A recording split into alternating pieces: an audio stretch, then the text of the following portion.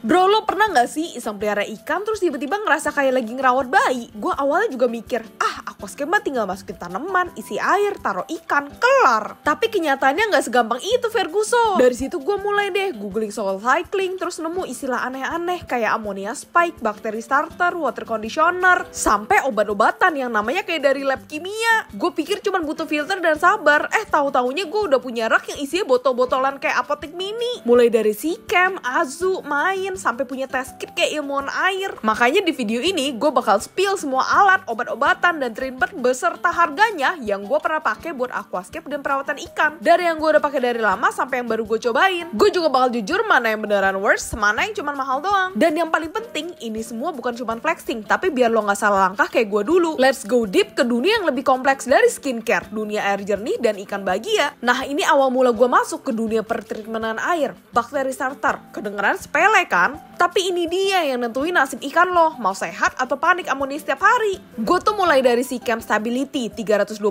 ml, harganya di 180.000. Ini tuh kayak starter pack buat cycling tank. Ini ngebantu banget di awal-awal cycling, apalagi kalau lo baru setup aquascape. Lo tinggal tuang sesuai dosis pas awal-awal setup dan dia bantu munculin bakteri baik. Tapi ya gitu, makin hari makin banyak info yang gue baca dan gue makin parno. Jadi gue tambahin satu lagi, Pristine, juga dari SeaChem, sama 325 ml, tapi harganya naik dikit, jadi 218.000. Fungsinya beda, ini bukan buat cycling, tapi lebih kebersihin sisa-sisa organik, kotoran ikan, sisa makanan. Semua itu bisa jadi sumber amonia juga. Jadi Pristine ini bantu banget buat keep air tetap kinclong, apalagi kalau kalian pelihara ikan-ikan yang pupnya bejibun, kayak axolotl, pufferfish, atau ikan-ikan predator lainnya. Abis itu, gue coba Ultra BioGuard dari Azu Plus, 500 ml di harga 237.000. Ini sih powerful banget buat jaga kestabilan bakteri, terutama buat tank yang udah lama jalan. Wanginya khas banget kayak laboratorium. Aquascape Jepang gue pada pakai bakteri starter yang ini dan so far mereka sehat-sehat aja. Nah, lately gue iseng cobain yang lebih budget friendly. Ketemulah Main Probiotic Nitrifying Bacteria 200 ml cuma 50.000 doang. Awalnya sih gue skeptis, tapi pas gue coba di tank baru, surprisingly hasilnya nggak malu-maluin bro.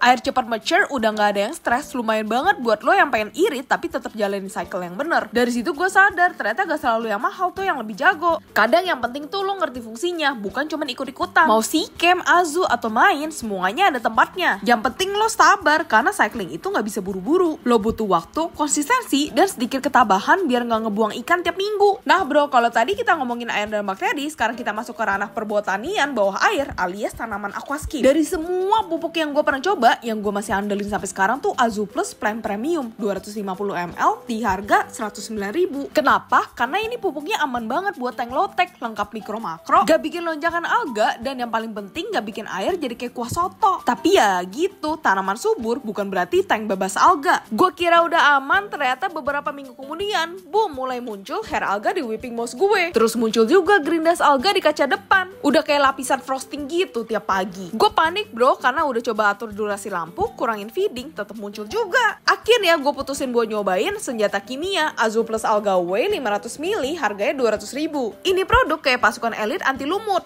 Kandungannya kayak glutaraldehyde dan senyawa lain yang bisa ngangkar pertumbuhan alga langsung dari akarnya. Tapi ini bukan buat sembarang pakai. Gue sempat kebablasan ngasih dosis kelebihan dikit karena greget ngeliat tank penuh lumut. Hasilnya ikan-ikan gue pada oleng. Dari situ gue langsung sadar ini treatment harus presisi. Dikit aja over bisa jadi chaos. Akhirnya gue pelan-pelan belajar. Ternyata ngelawan alga itu gak bisa ngandelin satu produk doang. Harus balance lighting, nutrisi, CO2 kalau ada, dan alga control. Gue mulai ngurangin jam lampu dari 10 jam ke 4 jam. Pupuk tetap kasih rutin tapi gak over. Dan alga whey gue kasih seminggu sekali aja, cuman spot treatment. Sekarang tank gue jauh lebih stabil, tanaman tumbuh, alga terkendali, dan gue gak stres tiap pagi buka lampu. Jadi buat lo yang masih perang sama lumut, santai bro, semua ada ilmunya. Yuk kita masuk ke perairan lagi. Gue tuh termasuk tim yang pakai air galon isi ulang buat semua tank. Murah, gampang didapat, tinggal angkut isi ulang 5 ribuan, langsung beres. Tapi makin kesini, gue mulai mikir air galon aman gak sih buat aquascape dan ikan? Soalnya ada momen-momen aneh bro, tanaman yang biasanya subur jadi pucet, ikan jadi nggak lincah. Gue cek parameter, nitrit oke, amonia oke, tapi tetap ada yang ngeganjel. Akhirnya gue mutusin buat tambah proteksi, water conditioner, dan pilihan jatuh ke yang cukup bikin dompet kaget. SeaChem Prime 500 ml di harga 330.000.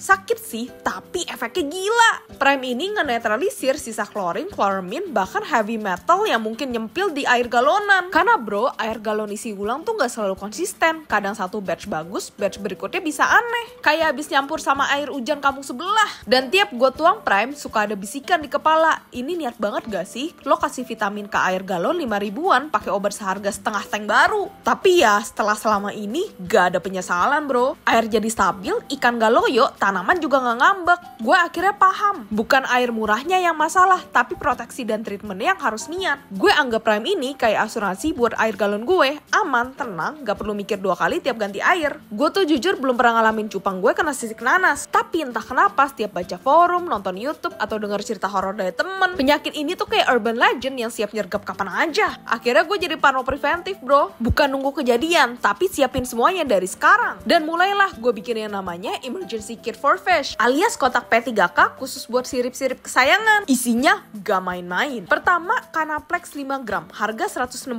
ribu. Obat ini katanya senjata pamungkas buat sisik nanas dan infeksi bakteri berat. Gue rutin pakai obat ini 2 minggu sekali. Dulu pernah kasus cupang gue sembelit, dipakein obat ini, beberapa hari kemudian langsung lancar. Terus ada Metroplex, juga 5 gram, harganya sama, 160 ribu. Ini buat infeksi internal. Kalau lo lihat ikan ngambek, diem doang di dasar, makan susah, bisa jadi tanda-tanda. Jadi walaupun belum kejadian, gue udah siap duluan. Lanjut, Paragard 250 ml di 189 ribu. Ini buat parasit, luka luar, jamur, dan sejenisnya. Dia kayak antiseptik cair, tapi buat ikan. Gue pakai ini kalau habis karantina atau ada ikan baru yang masuk ke tank. Terus Stress Guard 250 ml seharga 165 ribu. Ini fungsinya kayak vitamin C buat ikan yang habis trauma. Dipakai pas habis pindah tank atau habis ribut sama tankmate. Gue juga suka pakein buat ikan-ikan yang baru sampai. Kalau ikan lo sansian, wajib banget sih. Yang paling hardcore, Coopermint 250 ml 332 ribu. Ini racun buat parasit eksternal, khusus dipakai di karantina, gak boleh sembarangan. Pakai kebanyakan dikit, ikan lo bisa pulang duluan ke Tuhan. Jadi ini kayak ada di tas darurat, tapi jangan disentuh kecuali lo bener-bener yakin. Dan tentu aja, Methylene Blue 1 liter, 15 ribu. Ini mah murah, awet, dan bisa diwarisin ke anak cucu. Gue beli sekali, sampai sekarang masih utuh. Gue banyakan pakai buat steril jentik. Oh, jangan lupa garam ikan. Dulu gue sering pakai, harga cuma 5 ribuan. Tapi sejak gue gak pelihara cupang di soliter, dia udah pensiun. Jadi sekarang cuma jadi kenang-kenangan. Gue sadar, semua obat ini mungkin gak kepake. Tapi di dunia perikanan, lebih baik punya dan gak kepake daripada butuh tapi gak punya. Karena lo gak pernah tahu, hari ini tank lo tenang, besok tiba-tiba ada yang ngambek, diam, sirip kuncup. Dan pada saat itu, lo bakal bersyukur punya kotak P3K kecil kayak punya gue. Gue tuh tim orang yang percaya science. Jadi awalnya belum ke dunia aquascape, gue mikir kalau mau serius ya harus ngerti air. Akhirnya gue beli alat-alat ukur biar gak main feeling doang. Yang paling sering gue pakai itu Test Strip 6-in-1. Harga 110 ribu spek, bisa buat cek nitrit, nitrat, pH, KH, GH, sama total hardness. Tinggal celup, tunggu 30 detik, langsung keluar warna pelangi. Terus dicocokin sama chart. Simple, cepet, dan lumayan akurat buat harian. Terus gue juga punya test strip amonia, tapi sumpah gue lupa harganya. Kayaknya tuh antara 50 ribuan sampai 80 ribuan. Ini penting banget pas baru cycling, karena amonia tuh pembunuh diam-diam. Nah, gue juga punya 2 alat digital. TDS meter 20 ribu sama pH meter 69 ribu. Tapi jujur aja ya, pH meter gue tuh lemot banget. Kadang udah gue celupin, angka di layar muter-muter kayak habis ditikung teman. Dan karena dulu gue sempat pelihara green spot pufferfish, gue juga punya salinity refractometer. Harganya waktu itu sekitaran 100 ribuan. Sekarang sih nggak kepake, tapi kadang gue liatin doang biar nggak berasa sia-sia beli. Buat gue pribadi, alat-alat ini ngasih rasa tenang. Karena pas lo ngerti kondisi air lo nggak asal nebak. Lo ambil keputusan pakai data, dan itu, bro, priceless. Nah, sekarang kita masuk ke alat-alat kecil yang sering disepelein. Tapi justru paling sering gue pakai itu tuh semacam daily driver buat lo yang udah nyemplung ke dunia aquascape atau pelihara ikan serius. Pertama, pipet besar. Harganya cuma 20 ribu, tapi super berguna. Ini senjata rahasia buat gue bersihin sisa-sisa kotoran di dasar tank, terutama di sela-sela tanaman atau hardscape.